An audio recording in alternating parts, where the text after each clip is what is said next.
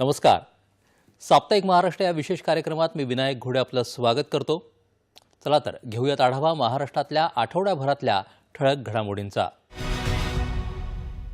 22 जुलै रोजी जिल्ह्याच्या दौऱ्यावर असताना मुख्यमंत्री देवेंद्र फडणवीस यांनी गडचिरोली जिल्ह्याची आजवर मागास जिल्हा म्हणून असलेली ओळख पुसून टाकण्याचा निर्धार व्यक्त केला आहे. पाहूया याविषयीचा हा वृत्तांत.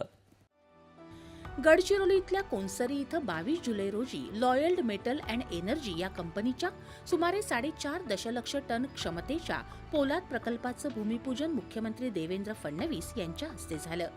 एकेकाळी मागास असलेल्या गडचिरोलीत उभा राहणारा हा हरित पोलाद प्रकल्प सामाजिक परिवर्तनाचा मंत्र घेऊन सुरू झालेला नवा अध्याय आहे असं मुख्यमंत्र्यांनी म्हटलं आहे. या प्रकल्पामुळे स्थानिकांना थेट 14,000 रोजगार मिळणार आहेत. 24,000 कोटींच्या गुंतवणुकीतून गडचिरोलीत औद्योगिक युगाचा प्रारंभ होत असल्याचं मुख्यमंत्र्यांनी अधोरेखित केलं. आम्ही गडचिरोलीचा वापर वसाहतीसारखा होऊ देणार नाही हे सांगितलं होतं. इथे स्टीलची इकोसिस्टीम सुरू करतो, पण गडचिरोलीच्या जल, जमीन आणि जंगल याचं संवर्धन करण्याचं आम्ही ठरवलेलं आहे. एक प्रकारे गडचिरोलीचं चित्र बदलवण्याचं हा काम चाललेलं आहे. 14,000 लोकांना या ठिकाणी रोजगार मिळाला आहे. आज जे भूमिपूजन झालं त्यातनं 20,000 कामगारांना, अजून गडचिरोलीतल्या आमच्या तरुणांना या ठिकाणी रोजगार मिळणार आहे. गडचिरोलीचं चित्र बदलतं आहे. गडचिरोलीत नक्षलवादाच्या जागी विकासाचं स्वप्न साकार होत आहे असं सांगत नक्षलवाद्यांनी या मुख्य प्रवाहात सहभागी होण्याचं आवाहन मुख्यमंत्र्यांनी केलं. मुंबईत नुकतंच IICT या देशातल्या पहिल्या भारतीय सर्जनशीलता तंत्रज्ञान संस्था परिसराचं उद्घाटन झालं. त्याविषयीचा हा वृत्तांत.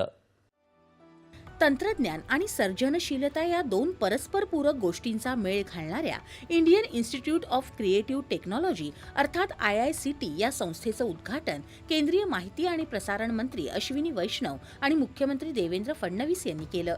येत्या ऑगस्टपासून या संस्थेत गेमिंग, पोस्ट प्रोडक्शन, ॲनिमेशन असे 18 प्रकारचे अभ्यासक्रम शिकवले जाणार आहेत. ही संस्था पुढील पिढ्यांसाठी सर्जनशील अर्थव्यवस्थेचं मध्यवर्ती केंद्र बनेल असा विश्वास मुख्यमंत्र्यांनी व्यक्त केला.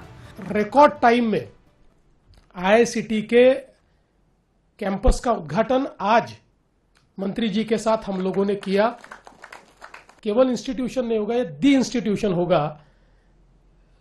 और यहाँ लोग केवल ट्रेनिंग के लिए नहीं आएंगे, केवल सीखने के लिए नहीं आएंगे, तो लोग इसको देखने के लिए भी आएंगे. इस प्रकार की ये इंस्टीट्यूट आज तैयार हो रही है.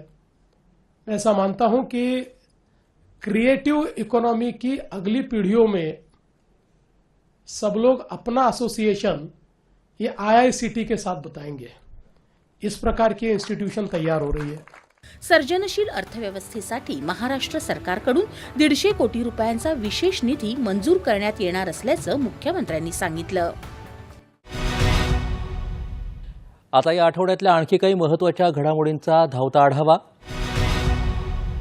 राज्यात प्रथमच मुख्यमंत्री सहाय्यता निधीच्या माध्यमातून समूह निधी संकलन आणि त्रिपक्षीय सामंजस्य करारातून गरीब तसंच गरजू रुग्णांना उपचार देण्यात येणार आहेत. मुख्यमंत्री वैद्यकीय सहाय्यता निधी कक्षाच्या माध्यमातून या दोन संकल्पनांवर आधारित ही मदत देण्यात येणार आहे. त्यात कॉर्पोरेट कंपन्या, दाते आणि रुग्णालय यांचं सहकार्य रुग्णांना मिळणार असून त्यातून हजारो रुग्णांना दिलासा मिळणार आहे.